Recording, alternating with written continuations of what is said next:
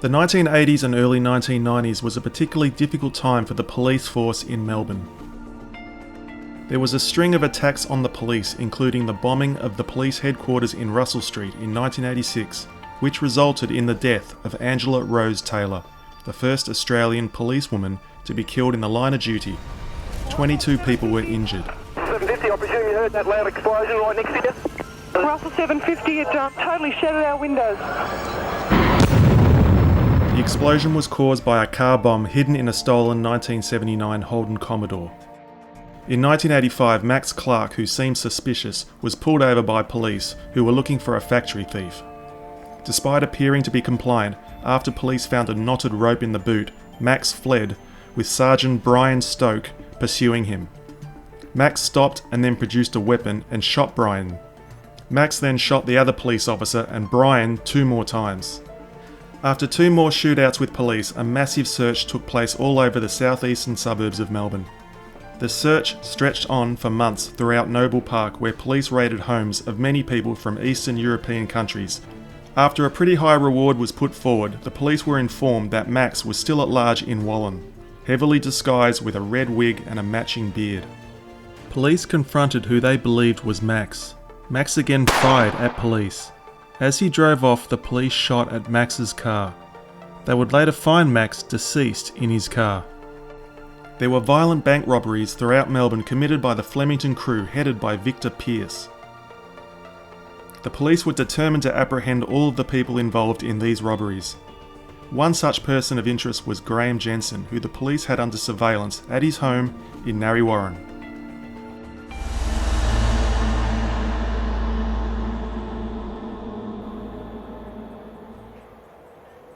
Even if you're a career criminal, robbing banks, supermarkets, you still need to mow your lawn. And that's where this story starts. Well, we could back it up. It was Tuesday, October 11th, 1988. And Graham Jensen was living on this street, Moray Court. Jensen woke up late morning, he had his breakfast, and then he watched a movie called The Postman Always Rings Twice, which I remember it was on Channel 7, hosted by Ivan Hutchins. I think I watched it too that afternoon. Hello, welcome to our midday movie.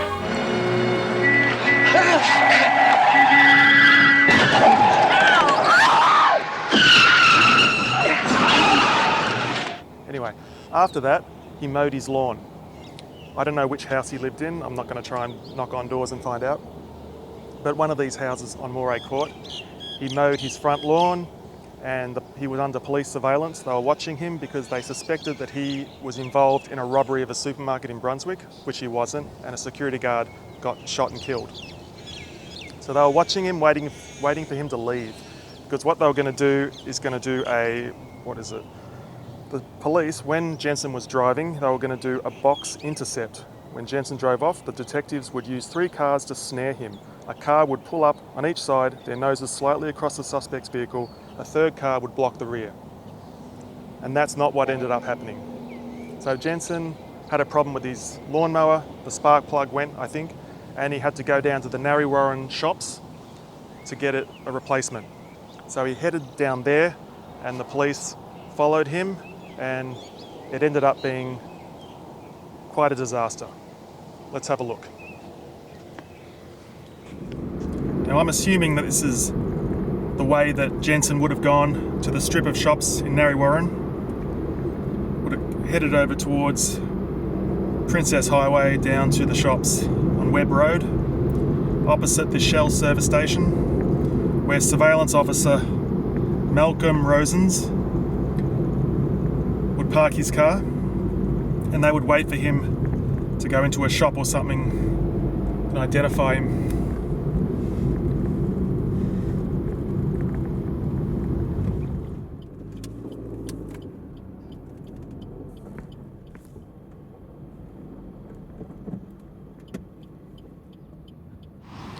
Now the shops behind me are the shops that Jensen went to get his spark plug for his lawnmower.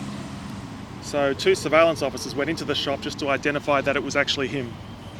Now, 3 unmarked police cars containing the 8 armed robbery detective cars barreled in, but the 3rd car, slowed by passing traffic, was a few seconds late. This enabled Jensen to gun the motor and hit reverse. Police later gave sworn evidence that they saw Jensen had a firearm on his lap.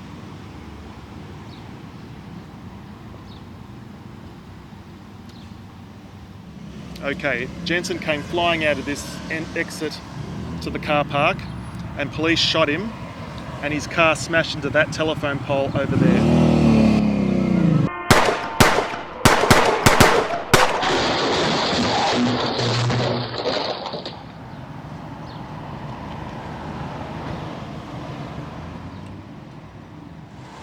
When Jensen was sitting dead in his car, a surveillance officer by the name of Malcolm Rosens went over to the car, walked around it, and he swears that he did not see a weapon in that car. I walked with one of the other operatives over to the car. I went past the driver's door, stopped. I had a look inside. I could see that Jensen was slumped in the seat and was deceased. Did you see a weapon when you looked inside the car? When I looked in the car at that time, there was no weapon. You're absolutely sure of that? 100%. Now this next part, I need to read this. An armed robbery squad detective went to the boot of his car, grabbed a towel, he gave it to a second detective who said he found a sawn-off bolt action .22 rifle next to Jensen's legs. It was not cocked, not loaded, and the magazine was upside down. 2 bullets were also found on the floor. So, a gun somehow appears. What happened there? Now, just to get some balance here, it was later claimed that the towel was used to hide a gun taken from the police car to plant in Jensen's station wagon. Police said it was to cover Jensen's body from public view. The towel was later destroyed without being tested for gunshot residue.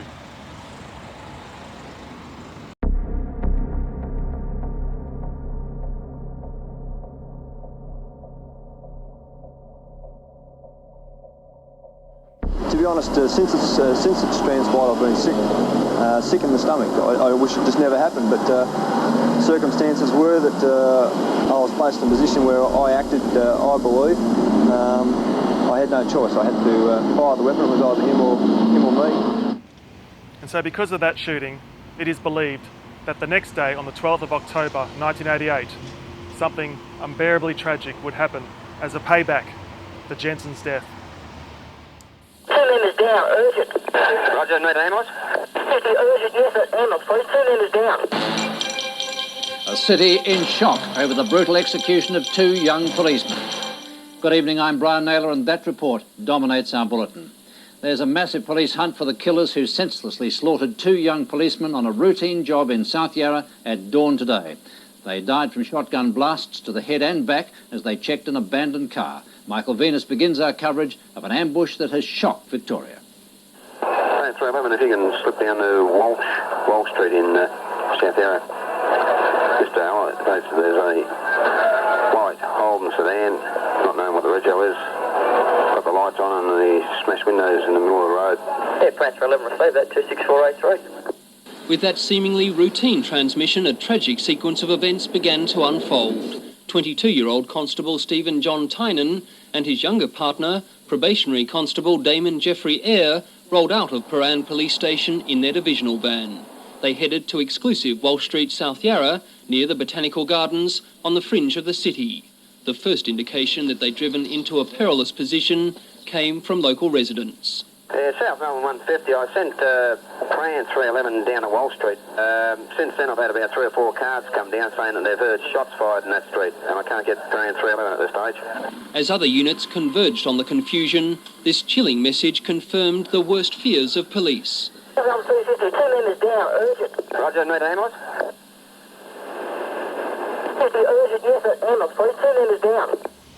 Graham Jensen was shot in the afternoon of October 11th at 3:30 p.m.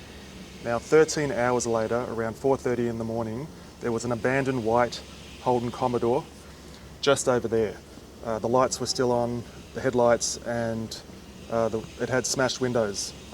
So the police were called to check out what all that was about. Now Constable Stephen Tynan and probationary Constable Damien Eyre were sent to see what was going on. They were both ambushed. Police believe the officers were both struck down by single blasts from a double-barrel shotgun. Senior Constable Tynan was hit in the head as he inspected the stolen car's interior, and Constable Eyre blasted in the back as he looked on from outside. He was shot twice more, possibly with his own service revolver, which is now missing. I don't know how they know that, but yeah, his gun was missing. Oh, they would have examined the bullet from his head. That's how they knew it was his own gun that he was shot with. People around here, living around here, heard the gunshots, of course, and alerted the police. First number 150, situation report at the moment. We have the Paran van here, the vehicle's here. The two members are from the Paran van. There are no other members missing. Just to clarify that, the ambulance has arrived and both members look pretty bad. It was thought that the police officers had come across some thieves who were trying to steal a car for a robbery. The Commodore did belong to a person that lived in this street.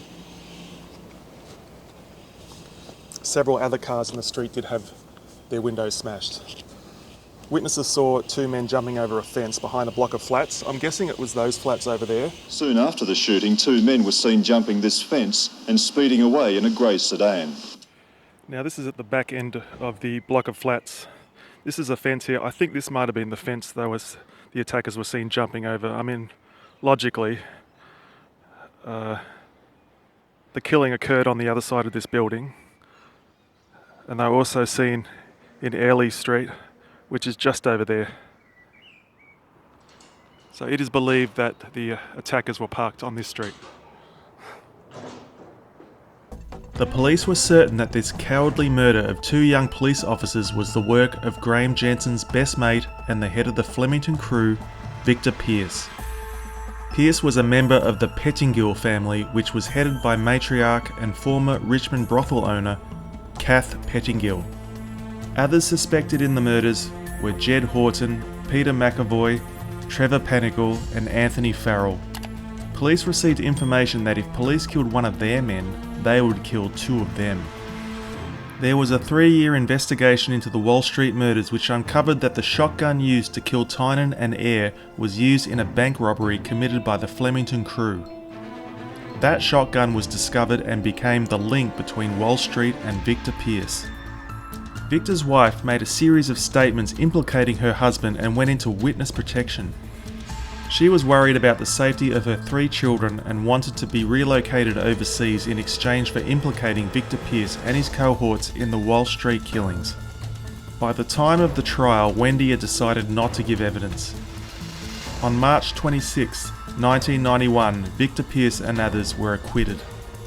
Victor Pearce was eventually murdered by a drug dealer in 2002, and his wife Wendy put up a $100,000 reward for his killer. And on the line, the widow of the executed gangster, Victor Pearce. Wendy Pearce, good afternoon. Yes, good afternoon. Now, I've called you a gangster's mould, and I've said you're a hypocritical, insensitive, self-centred bitch. What do you say to that? Well, I say that it's got nothing to do with what you've got to say today. Has got nothing to do with what I did today. I did this reward for my children and grandchildren. If you were so concerned now for your children and for a reward to be there... I'm not concerned for my children. I want closure for my children. Okay. Well, if you want closure for your children, why don't you come clean and tell people what really happened in Walsh Street when your husband was one of the killers? What has Walsh Street... Oh, so you're saying my husband was one of the killers? Yes, I am. He was acquitted. So you're judged to... judge... Yeah, you know what? He was acquitted. You're judge and jury, are you? Oh, no. He was acquitted because you at one stage were the star prosecution witness, and then you changed your mind, and you subsequently got yourself convicted of perjury. That's right. My husband was a taxpayer. Yeah, I'm sure he was, you stupid bitch. Listen to me. Don't call me a stupid bitch. You've actually said that your husband and Alan used to kill... on the other end of the phone. Kill people on a whim. You said you actually sat and watched them cut bodies up with chainsaws. Oh, what a shame it wasn't you. Yeah, well, they're not... Oh, so you're going to threaten me now. So why don't you tell people what really happened in Walsh Street? It's got nothing to do Come with clean, why not? Well, it's got nothing to... If I want to speak about it, it's got nothing to do with you. Today, we're talking about today. That is irrelevant. Because you've suddenly got a taste of it. We're talking about innocent children. You've got a taste of justice because finally your husband... Will you So take the Christmas off your wall, hold on to it, and then tell all the coppers and the families of the Walsh Street victims what your husband did that day. You haven't got the guts to do it. Nothing to do with that. This is irrelevant. No, it's not irrelevant. For someone to come forward for $100,000 award for my children and grandchildren. Do you understand that? You didn't show that compassion to the... Hang on, you didn't show that compassion for the families of the Walsh Street victims, did you? You are a wretched creature. Me. I don't want to meet you. And I don't. And if I ever see you in the street, I wouldn't even spit on you. Good, and I wouldn't pee on you if your teeth were on fire. Even though Wendy Pearce called out Darren Hinch for calling her deceased husband one of the killers on Walsh Street, she had previously told the police that is in fact what happened. Wendy just didn't say that in a courtroom under oath. He just said to me that they're dead. He said they killed Jacks. They killed 2 policemen. Which two? He didn't say policemen, he said Jacks. Did you ask him any more details about it?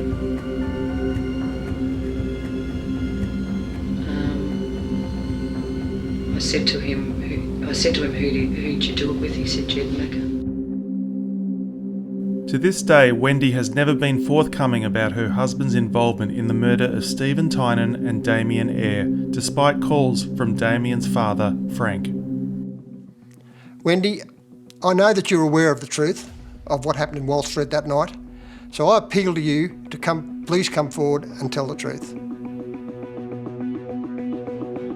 The 2 junior constables weren't the only victims though. Veteran homicide detective Senior Sergeant John Hill, who investigated Jensen's shooting, committed suicide in 1993, 2 months after being charged by the Director of Public Prosecutions with being an accessory to murder after the fact, for allegedly concealing evidence that the police members involved were criminally liable after Jensen's death.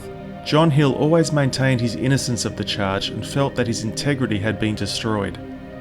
But John didn't live to see the charges being thrown out. 8 members from the ARS were directly presented by the Director of Public Prosecutions, but only 1 member's charges proceeded to trial, where he was acquitted. That member is now Assistant Commissioner Robert Hill, the police officer who killed Graham Jensen. About just over a kilometre from Walsh Street, the spot where the police officers were killed, is this memorial. A memorial for police officers shot in the line of duty here in King's Domain.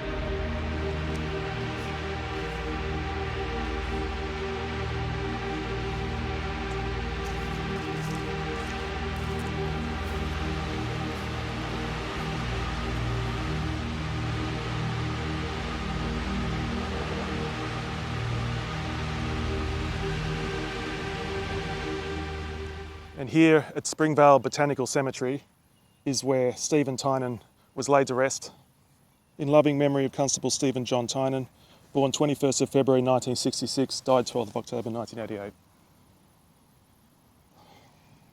22 years old. It's just got some information here.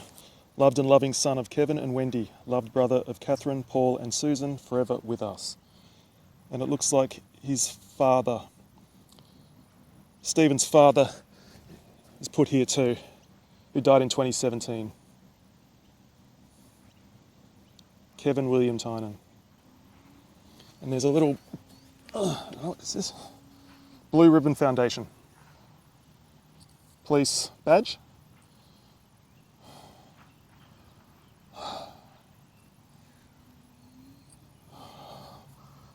Yeah. Just doing his job. I'm currently in the greater area of Shepparton. Just east of Shepparton here is the Pine Lodge Cemetery on the Midlands Highway. This cemetery is the final resting place for Damien Eyre, the younger police officer who was killed on that night in Walsh Street. We're just going to visit his grave here at Pine Lodge.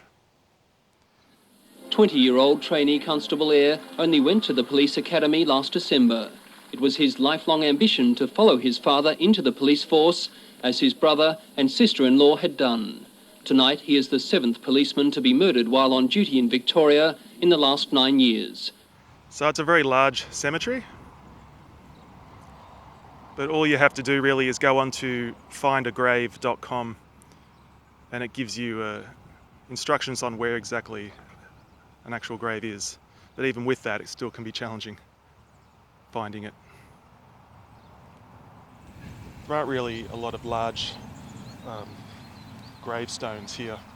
They all seem to be plaques, rows of plaques everywhere, which looks nice. Apparently Damien is somewhere over here. Okay, Damien is here. Damien Jeffrey Eyre, 26 of July 1968 to the 12th of October 1988, age 20, police constable 26483, died tragically in Walsh Street, South Yarra.